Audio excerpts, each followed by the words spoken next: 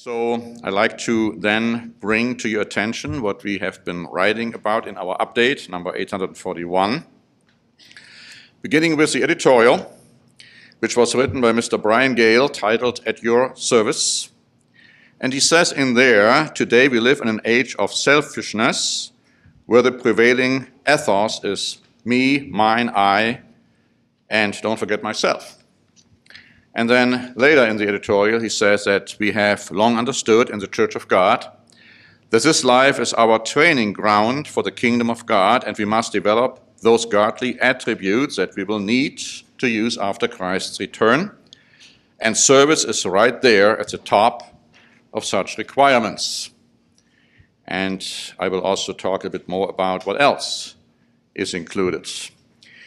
In our current events section, we start with an article about Brexit, and we say in there, that is quoted from the week dated August 13, that's an all-increasing possibility that the March 2009 deadline is reached without an agreement in place. That is the third option, the no-deal Brexit. Talked about the soft deal Brexit, they talked about the hard Brexit, but the worst-case scenario, they say, is the no-deal Brexit. And they say in here that it's more and more likely that that is what's going to be. It says that would be utter chaos.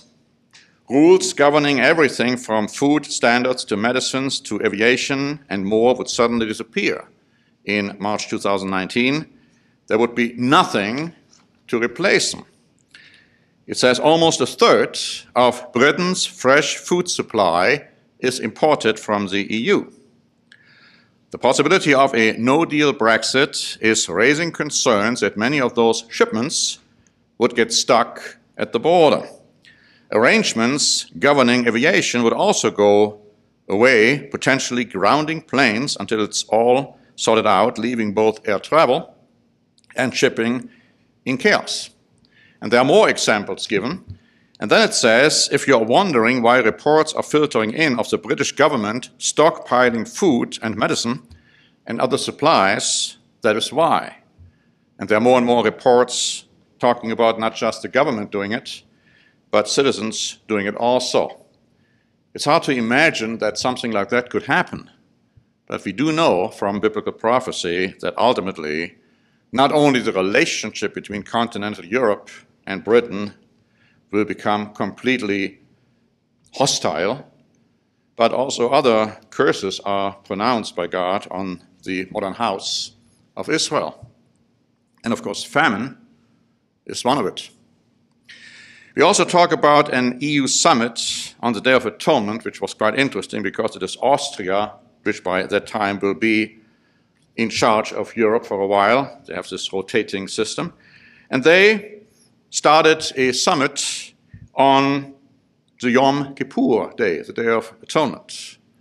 And the question is, well, was this done intentionally?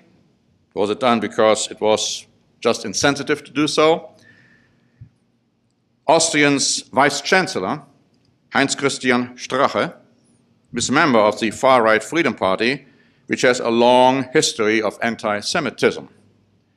And it's, to me, at least hard to believe that something like that could have been done unintentionally.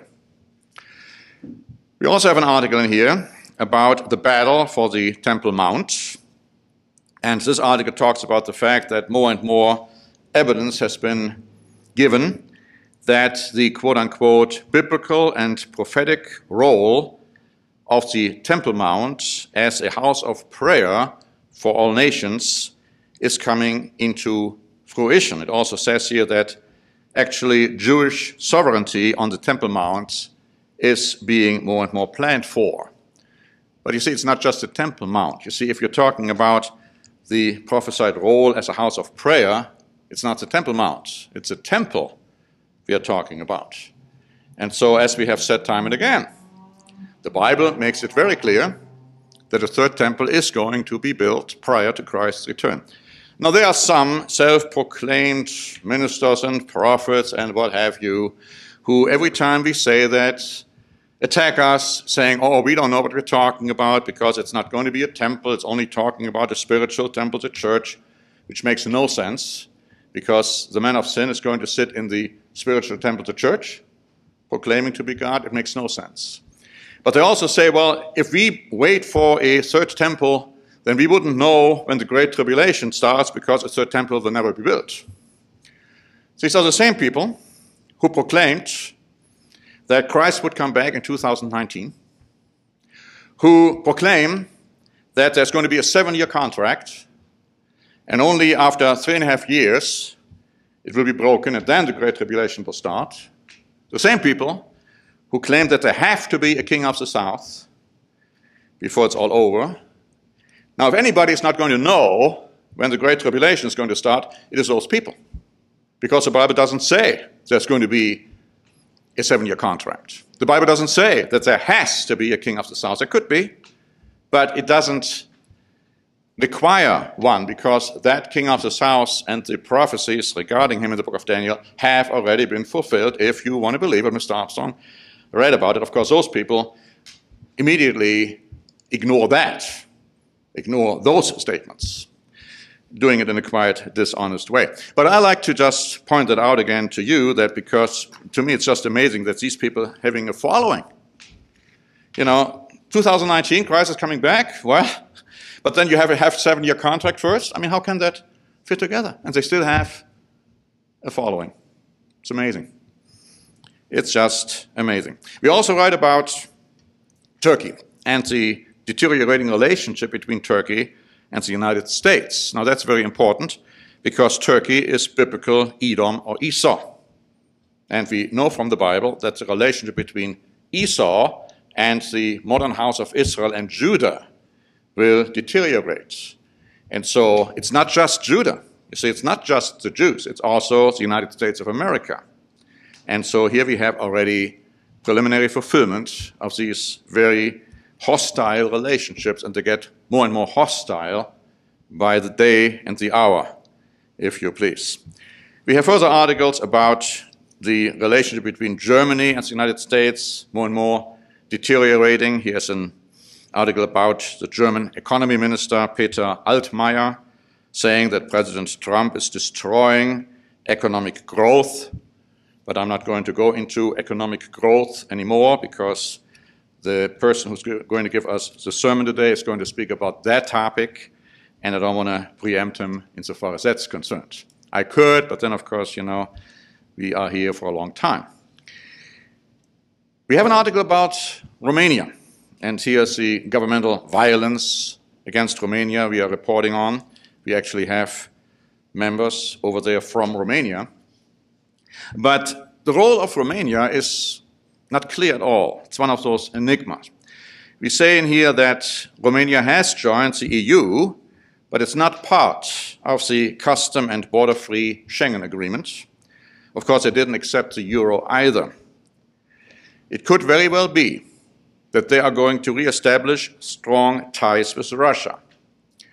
Here's a quote from Balkan Insight, and they wrote, despite its historic anti-Russian outlook and strong support for NATO, Romania's relations with Moscow are not as straightforwardly hostile as they sometimes appear.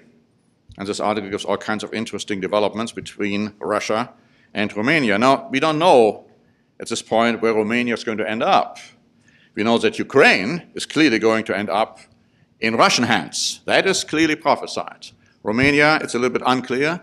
That's why I'm pointing this out. We have to watch and see whether they are going to be part of Europe or part of Russia.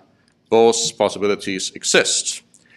We're also talking about America's immigration policies, and I'm not going to go into this.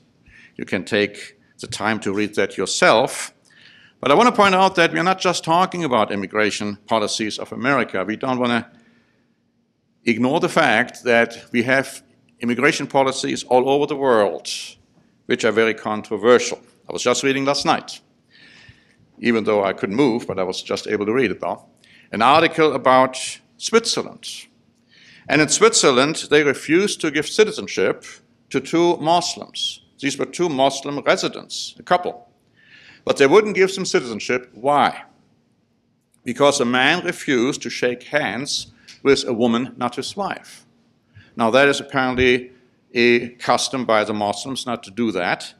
But to say that this is now grounds for not giving citizenship is alarming to me, because what's next? Oh, well, you don't eat pork? Oh, you can't become a citizen?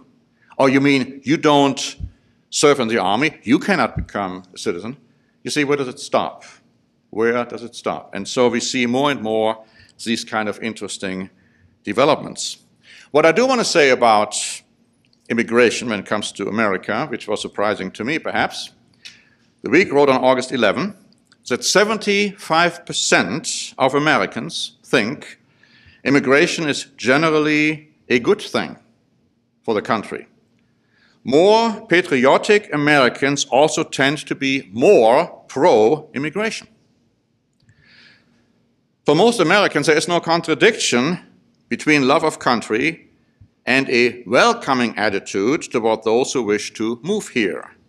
The idea that we are a nation of immigrants has deep roots, and it's not undone easily. Now, they point out it might be undone easily in the future, but right now it's still not the prevalent viewpoint. I found this quite interesting, because you all know our position on immigration and what we feel about that and how it's being used and misused these days.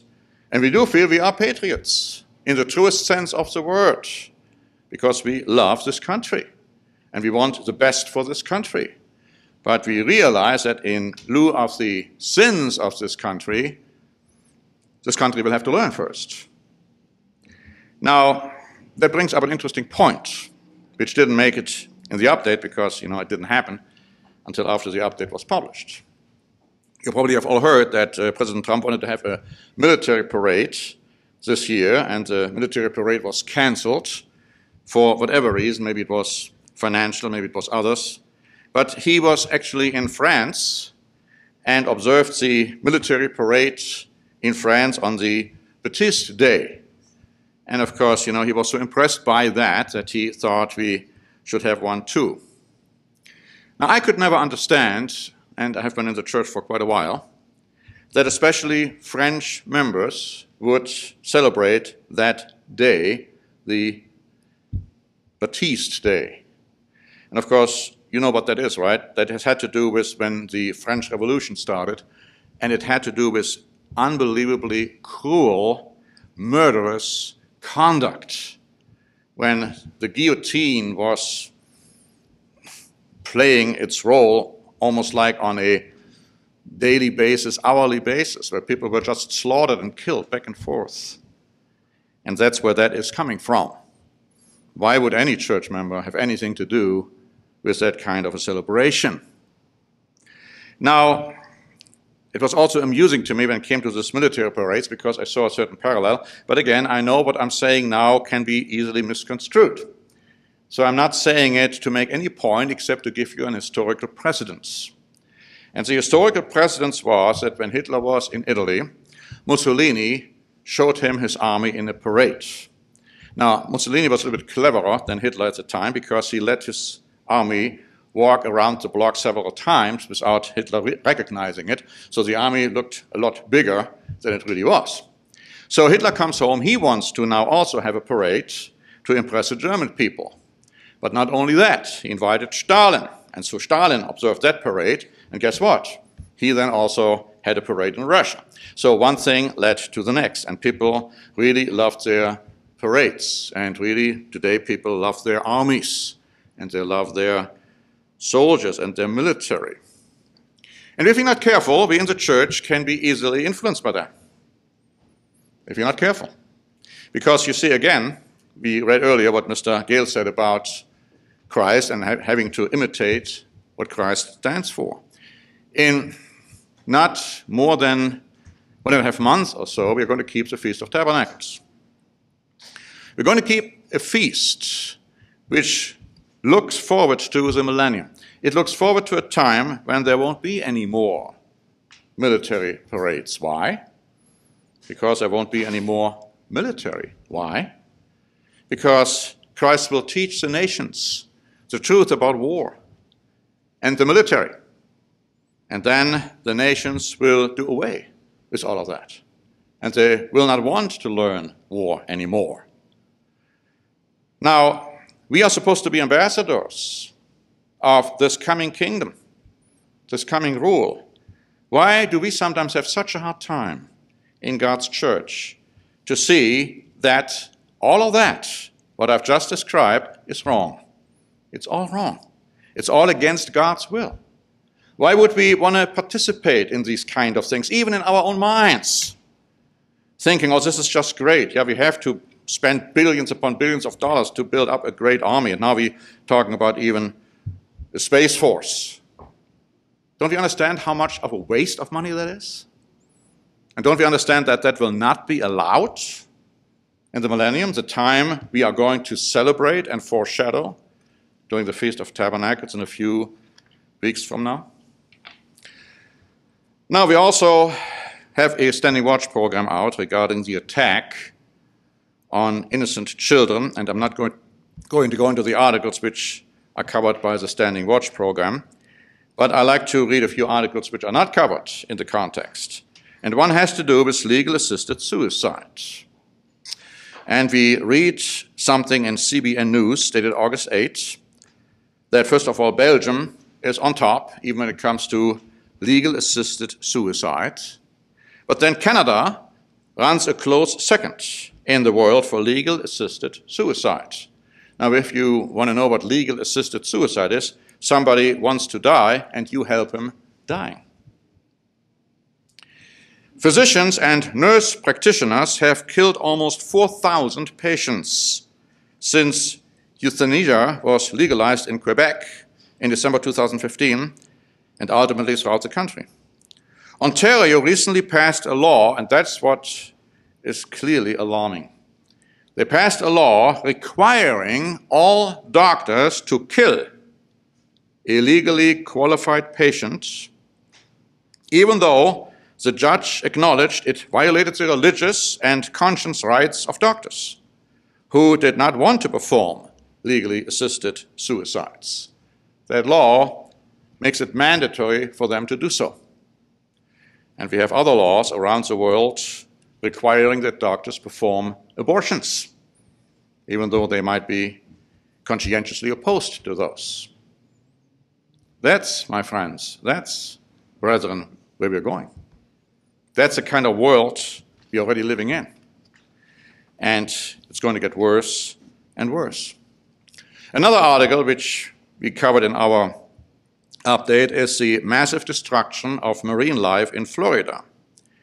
And Fox News pointed out on August 14 that a blanket of red tide along Florida's Gulf Coast that's killing marine life, in addition to emptying normally packed beaches with an unrelenting stench, has caused the state's governor to declare a state of emergency for parts of the region. And then it talks about the fact that marine life is now living in water which has become toxic. And a large amount of turtles, large fish, manatees washed up dead, 11 dead dolphins have been found, 300 sea turtles, manatees, and even a whale shark were killed. More than 100 tons of dead fish have been removed from area beaches. And all we want to say is that in Hosea chapter 4 and verse 3, it talks about the fact that even the fish of the sea will be taken away. We're not saying that this is the fulfillment of this prophecy, but what we are saying is that it's a preliminary fulfillment.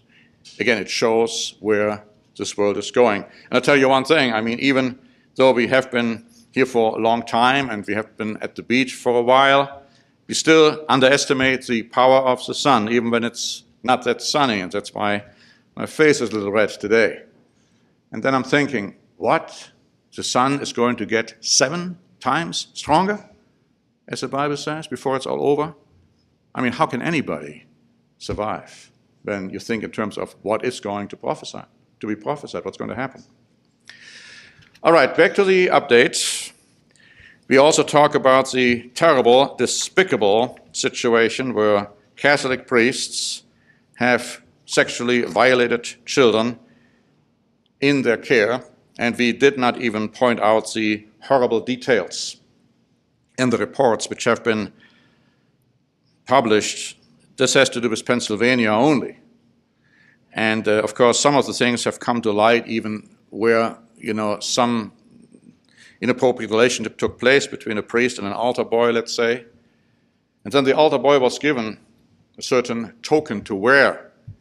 And that was a signal to other priests that, oh, this guy already went through it, so you can use him too. I mean, horrible, horrible, despicable things.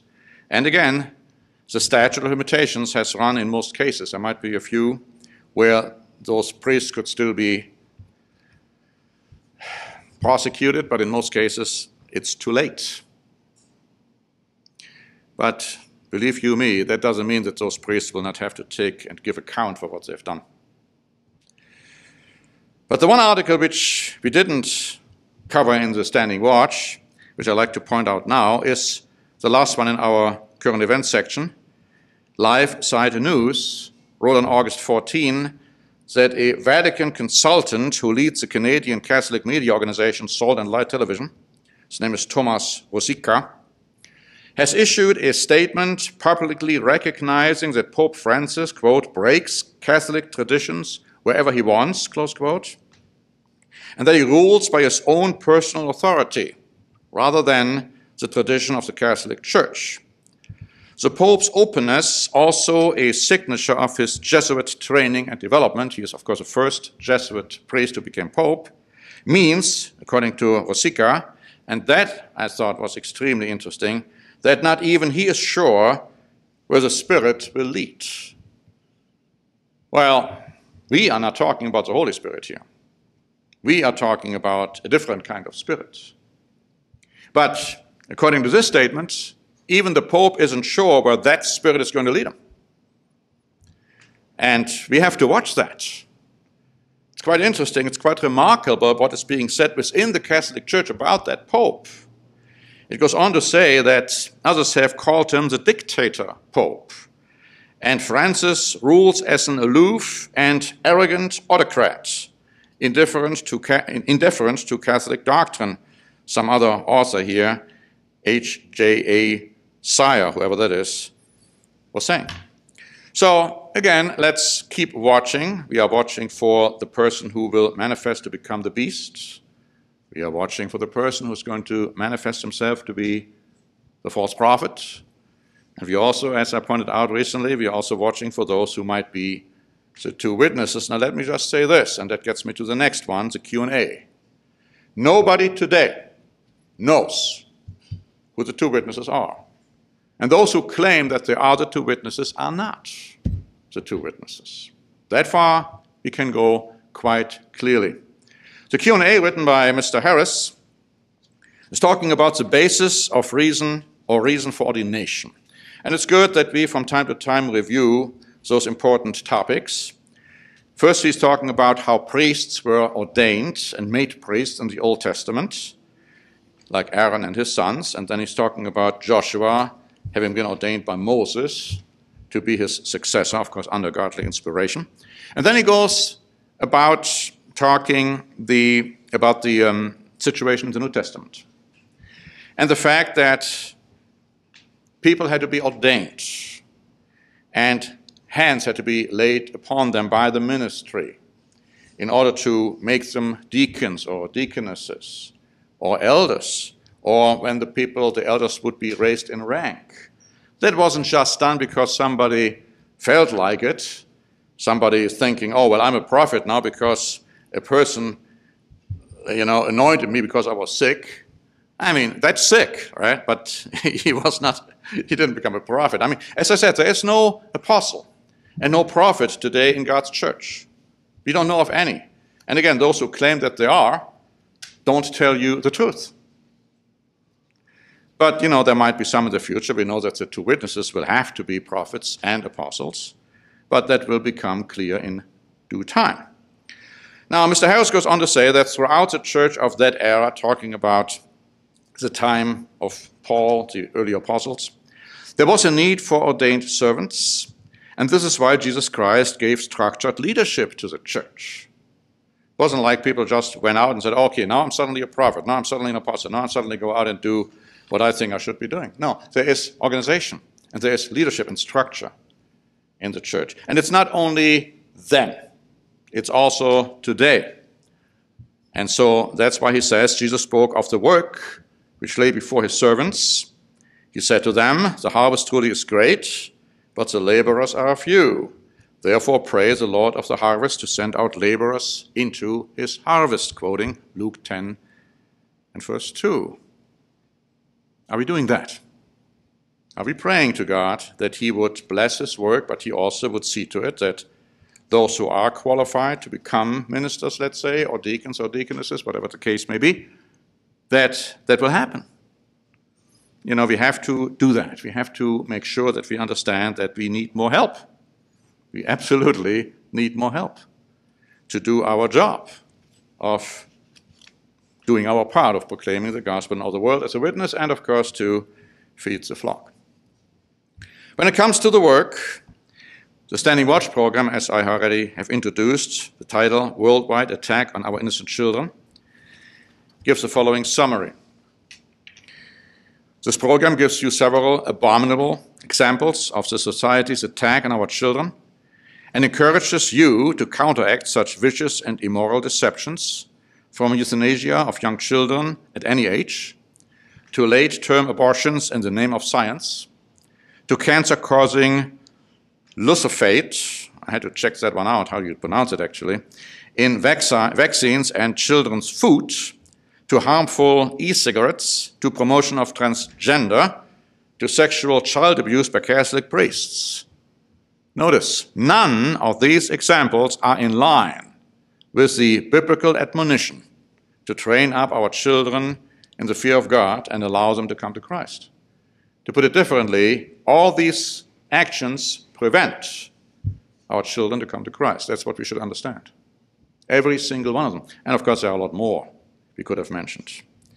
Then the German sermon, besiegen Sie Ihre Sucht nach Rauchen, Saufen, Kiffen, Alkoholmissbrauch, illegalen Drogen und Sex.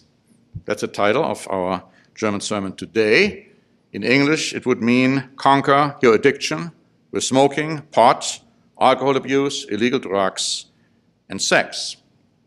Now, I've given several sermons on all these topics before, a while back actually. I decided to give another one and challenged those who might have heard the previous ones and had written me and had said, okay, well, thanks very much, that's great, great sermon, and I'm now stopping to do whatever I'm doing. And I was asking, well, are you still on board? And, you know, I did get some responses to the effect, well, it was good I heard that sermon because I was already in the process of slipping. I'm sure glad that I heard it. So that's encouraging, at least, that people try to stay on the narrow way, the right way. It's amazing to me, however, that so many have so many problems with whether it's smoking or alcohol abuse. Some who even write me and say, oh, they want to become church members and they want to get baptized. And when I ask questions like, well, how are you doing? Oh, well, I'm smoking. I use pot. I get drunk. I use illegal drugs. I live in fornication or in an adulterous situation. Our answer is, well, and you want to get baptized? I mean, you know, you have to explain that to me first. So anyway, I hope that this will help somewhat to get the straight and focus on the things. Now, our new member letter, which was written by Kaylin Mitchell, letter for August, we announced this already last time. It has been now mailed out, and it has also been posted on the web. And again, it's an encouragement to keep our right focus on what we're supposed to be doing. We have also our newest feast flyer for the Feast of Tabernacles, both in English and German, for our German feast on the web. And by the way, some have asked how we're doing with finding a new feast site in Germany for 2019. There's some interesting developments, but we need to look into the places when we are over there. It's difficult to do that via internet. But so there is some promising development, but as I said, our prayers, your prayers are greatly appreciated because God will have to show us. God will have to show us where we want to be, where we ought to be, and just spilling the beans a little bit. The next Q&A will go right into this topic. That's all I want to say right now. But then we have also the sermonette from last week, a few more things about the two witnesses, and also the sermon from last week by Kalen Mitchell, In the Presence of God. We are going to have that's posted, I wanted to say, these sermons and sermonettes have been posted. We also have a ministerial Skype meeting tomorrow, so for those of you ministers who might have forgotten that, so it's tomorrow morning, we are going to have a ministerial Skype meeting. It's the last one before the feast, and we want to talk about some of the things in preparation for the feast. And then again, we have the dates for the Feast of Trumpets, Day of Atonement, Feast of Tabernacles, last great day listed. Feast of Trumpets being September 10, not that far off, September 10. And my wife and I and Michael will be leaving September 11 for Germany. And Noel and Mason will come later, meeting us in Berlin. And then, of course, Margaret and Dave will already have left prior to that. And, of course, then we meet all the friends from England and Canada in Berlin. And then we'll have the feast over there. And but I'll speak to you before that happens. I know that many of you will be going to Idaho for the feast site, which God has placed His name on for the United States and Canada. You should understand that too. That's the feast site God has placed His name on insofar as the Church of Eternal God and its affiliates are concerned. No other place than that. What?